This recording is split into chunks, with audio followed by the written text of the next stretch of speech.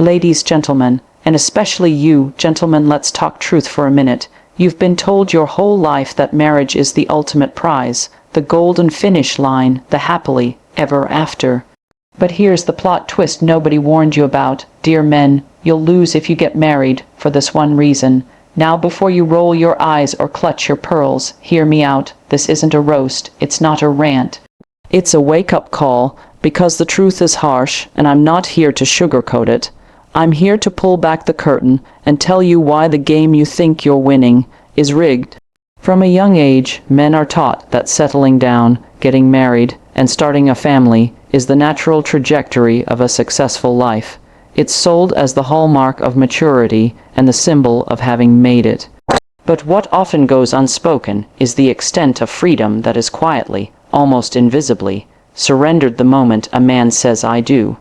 The shift is subtle at first: social expectations, lifestyle changes, minor compromises.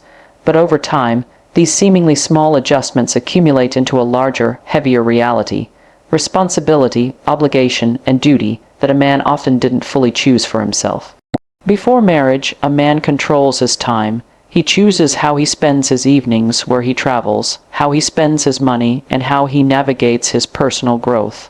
There's a sense of autonomy that feeds his sense of self, worth, and independence. His decisions are his own, and his consequences are borne by him alone. The world feels wide open. He can dream big, pivot careers, live lean or lavish, and define success on his own terms. The moment he steps into marriage, that dynamic begins to shift. It's no longer about what he wants. His time, money, decisions, and energy are now filtered through a shared lens, which is often unbalanced in expectations. Marriage, in its modern form, often places the bulk of life's responsibilities on the man's shoulders without affording him equal room for autonomy. He is expected to provide financially, be emotionally available, be a stable partner, maintain family structure, and meet societal ideals of strength and reliability, all while slowly losing the ability to make decisions solely based on his own goals and values. The message he receives is clear: your value now lies in how well you perform in service of your partner and family. This isn't to say that commitment or responsibility are inherently bad, but when they are imposed rather than consciously chosen, when they become expectations rather than shared agreements, they begin to feel like chains rather than bonds. And for many men, this shift happens without them realizing it. They enter marriage believing they are gaining a partner, and they are, but they are also gaining a set of expectations that are rarely equally distributed or clearly negotiated. Freedom isn't just about being able to do whatever you want.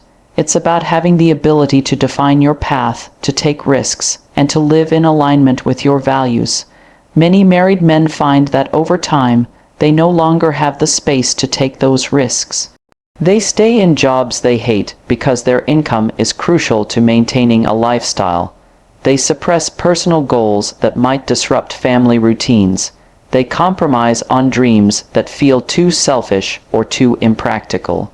Slowly, they trade their passions for predictability and their spontaneity for stability. And while some might do so willingly, others find themselves wondering when exactly they lost the right to choose. What's even more concerning is that this sacrifice of freedom is often normalized and even celebrated. Society praises the man who steps up, who does the right thing, who sacrifices for his family. But behind the applause is often a person quietly feeling trapped, wondering why doing the right thing feels so heavy. Rarely is there space for that internal conflict to be expressed. When men voice dissatisfaction with their loss of freedom, they are often met with criticism, labeled as selfish, immature, or ungrateful. This creates a dangerous dynamic where men are expected to suppress their individual needs for the greater good of the relationship without adequate acknowledgement of what they are giving up. The unspoken rule becomes, if you're a real man, you'll carry the weight and keep quiet about it. In modern relationships, emotional labor has become a central issue, and in many marriages, this labor is unevenly distributed. While men are often expected to be stable providers and protectors, they frequently find themselves in emotionally one-sided dynamics. The idea of marriage as a partnership implies balance, shared effort, and mutual emotional investment. However, for many men, the emotional return they receive doesn't match the level of emotional output that is silently demanded of them. This imbalance can be subtle and hard to recognize at first, but over time it creates a deep sense of emotional depletion and frustration. From the start, society teaches women to express emotions, seek emotional support, and prioritize communication. Men, on the other hand, are often socialized to suppress vulnerability, solve problems quietly, and avoid appearing weak. This conditioning doesn't vanish when two people get married. Instead, it shows up in the way emotional needs are communicated or not communicated, and in how each partner responds to stress, conflict, or intimacy. In many cases, women enter marriage expecting a man to suddenly become emotionally fluent and available, despite a lifetime of being discouraged from developing those exact skills. As a result, men often find themselves in a position where they are constantly trying to meet emotional expectations they were never trained for. They are asked to open up, be more sensitive, communicate better, but they receive little patience or guidance in doing so. Their efforts are frequently judged against an unspoken standard they don't understand. When they fall short, they're told they are emotionally unavailable, distant, or even defective. It becomes a game they don't know the rules to, but are still expected to win. At the same time, when men do express their emotions, especially feelings of fear, sadness, or vulnerability, they're often met with discomfort, dismissal, or even criticism. The very thing they are encouraged to do becomes a liability. Their partner may expect emotional intimacy, but only the kind that fits her comfort zone. If a man shares something too raw or too deep, it can create tension rather than connection. This teaches men, consciously or not, that their emotions aren't safe or welcome. Over time, many withdraw, not because they don't feel, but because feeling out loud only brings conflict or rejection. This emotional imbalance is also present in how men are expected to support their partners. In many marriages, the man becomes the primary emotional stabilizer. He is the rock, the listener, the fixer. When his wife is overwhelmed, sad, or anxious, it's his job to carry her through it. But when he experiences emotional low points, he often finds that support isn't equally available. It's not that his partner doesn't care, it's that she may not be equipped or willing to offer the same depth of emotional care he is expected to provide. This leaves him feeling emotionally alone in a relationship that was supposed to offer connection. Emotional labor also extends to maintaining the peace in the household. Men are often the ones expected to de-escalate arguments, take the blame to keep the peace, or suppress their opinions to avoid conflict. They are told to be the bigger person, to let things go, to not take things personally, but in doing so, they slowly erase their emotional reality. They begin to doubt whether their feelings matter, whether their frustrations are valid, and whether their needs deserve to be met. All of this contributes to a growing sense of imbalance. The man becomes emotionally drained, constantly pouring from a cup that is never refilled. He may be physically present in the marriage, going through the motions, fulfilling his duties, but internally, he's checked out. He's tired not just from life's demands, but from the unspoken truth that the emotional support he gives will never be fully returned. One of the most overlooked aspects of modern marriage is the legal framework that governs it, and how disproportionately it can impact men when the relationship breaks down. The law treats marriage not just as a romantic bond, but as a legal contract with heavy financial and custodial implications. Many men enter marriage with the belief that love and commitment will carry the relationship forward, rarely considering the legal risks involved. Yet, when things go wrong, they often discover that the system is not structured to protect them, but to hold them accountable in ways that can be deeply damaging and long-lasting. Divorce courts are not concerned with the emotional nuances of a relationship. They deal in assets, custody, and obligations. In this legal arena, men frequently find themselves on the losing side.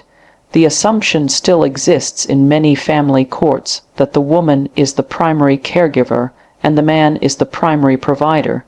As a result, custody battles are often biased, with courts favoring the mother for full or primary custody of children, even when the father is equally, or sometimes more, capable and involved. This leaves many fathers feeling not only heartbroken, but stripped of their role and identity as a parent. On top of the emotional cost, the financial burden placed on men through divorce can be staggering. Alimony, child support, division of property, all of these are decided within a framework that can feel deeply unfair. In many cases, men are required to continue financially supporting their ex-spouse at a level similar to what they provided during the marriage, regardless of changes in circumstance. This means that even after the relationship ends, the responsibility doesn't. Men can find themselves working overtime or taking on extra jobs just to meet court-mandated payments while their own lifestyle drastically declines, and it's not just about money.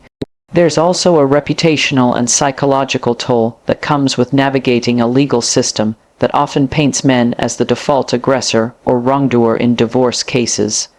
False or exaggerated claims of abuse, neglect, or misconduct are sometimes used as legal leverage in custody or asset disputes. Even when these claims are unfounded, the damage to a man's name, his record, and his mental health can be irreversible. In court, perception often weighs more heavily than truth, and many men lack the resources or legal knowledge to defend themselves effectively. Prenuptial agreements are often seen as a way to mitigate these risks, but even those are not ironclad.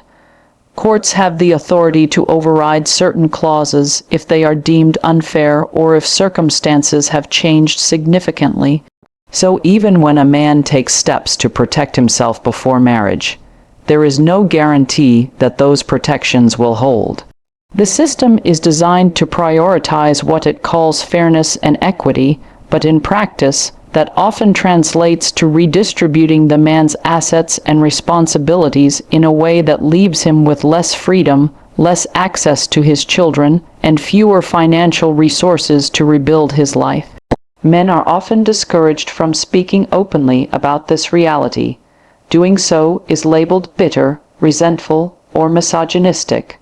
But the facts remain: the legal system surrounding marriage is not neutral. It is deeply influenced by outdated assumptions about gender roles, emotional labor, and financial provision.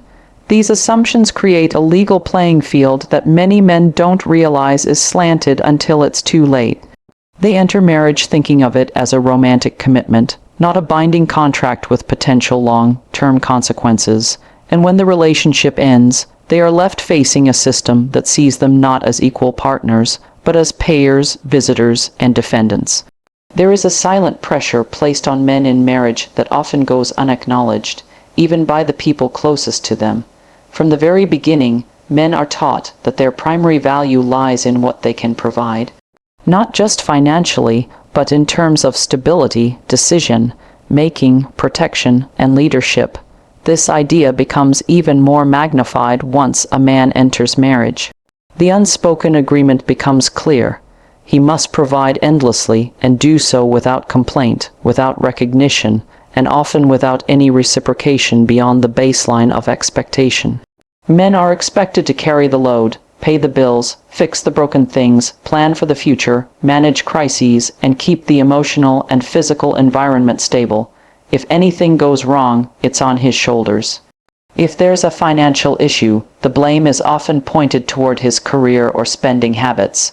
If there's tension in the household, he's told to be more emotionally present or less reactive. There is very little room for error, and even less room for emotional vulnerability. He is not seen as someone who might need support, but rather as the one who must always be the support. This expectation to provide doesn't disappear when he's tired, burned out, or emotionally struggling. There's no pause button. No one says, maybe you need a break, or you've done enough. Instead, the default assumption is that a good husband keeps going.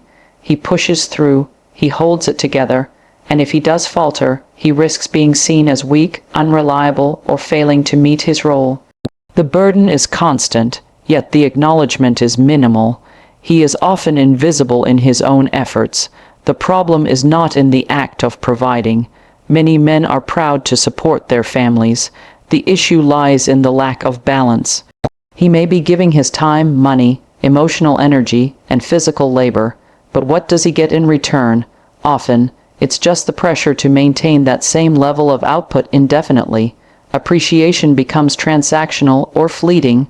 He might hear thank you now and then, but it rarely matches the depth of his ongoing contribution. Over time, this begins to feel less like partnership and more like expectation management. In many marriages, when men ask for support, it's seen as unusual or even burdensome. They are told to man up, or subtly reminded that expressing need contradicts the role they're supposed to play. This dynamic leaves little space for men to process their emotions or feel safe being honest about their limitations. The message is, be strong or be silent. So many men remain quiet, not because they have nothing to say, but because saying anything doesn't seem to change the reality they're living in. Men are also expected to keep performing even when they're unwell. Whether it's mental health issues, job stress, or personal struggles, their problems are often deprioritized.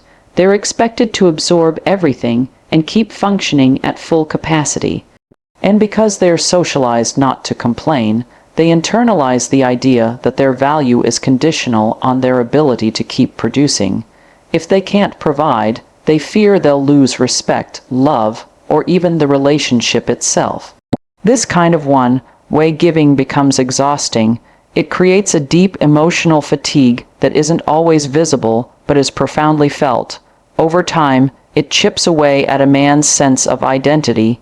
He stops asking himself what he wants or needs because he's constantly focused on what's expected of him. His sense of worth becomes tied to utility, what he can do for others, not who he is as a person. This leads to emotional isolation, where even in the middle of a busy household, he can feel alone, unseen, and undervalued. All of this builds up into a quiet, suffocating pressure. It's the kind of weight that doesn't explode. It just sits, heavy and unspoken, dragging him down day by day.